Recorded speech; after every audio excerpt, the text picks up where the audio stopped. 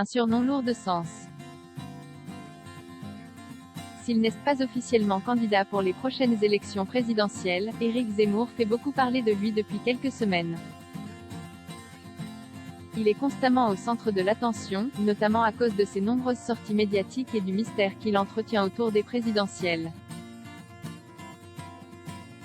Vincent Bolloré, un de ses proches, a fait l'objet d'une longue enquête dans les colonnes du Monde ce mardi 16 novembre. L'occasion pour l'homme d'affaires de faire quelques confidences sur le polémiste et notamment ce surnom que lui donne l'Élysée.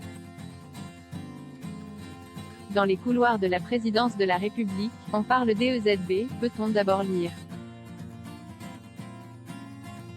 La signification de ce surnom. Éric Zemmour Bolloré. Par la suite, il est précisé que les deux hommes sont très proches. En effet, ils déjeunent ensemble une fois par mois et se parlent au téléphone tous les jours, a indiqué le journal. C'est donc sans surprise que Vincent Bolloré a mis sa chaîne CNews à la disposition du polémiste.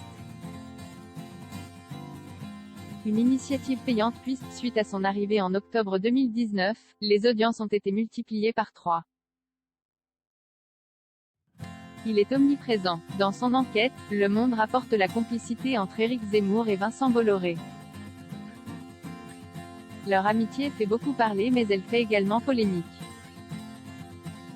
Soutenir la candidature Zemmour serait une impasse, a indiqué Valérie Pécresse, candidate à la primaire du Parti des Républicains. Justement, je l'ai retiré de l'antenne, lui a rétorqué Vincent Bolloré.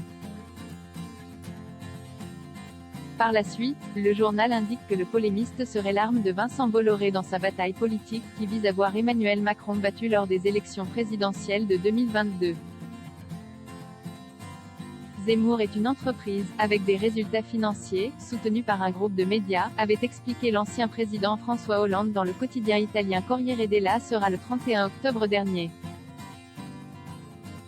Il avait ensuite ajouté, Trump est passé de la télé-réalité à la Maison-Blanche, mais il était le candidat du Parti républicain, tandis que Zemmour est le candidat d'un groupe audiovisuel.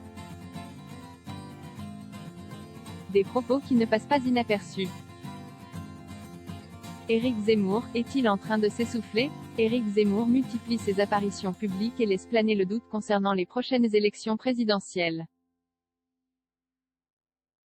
Pris en compte lors des sondages, celui publié le 12 novembre dernier par Elab, l'Express et SFR montre que le polémiste perd entre 1 et 2 points dans les intentions de vote au premier tour suite à une énorme hausse en septembre. En effet, il est crédité de 13 à 15% d'intention de vote au premier tour. Au second tour, la baisse est encore plus marquée pour le polémiste. Opposé à Emmanuel Macron, il perd près de 4 points, voyant ses intentions de vote ne pas aller plus haut que 35%. Pour rappel, Éric Zemmour n'a jamais officialisé sa candidature pour les élections de 2022.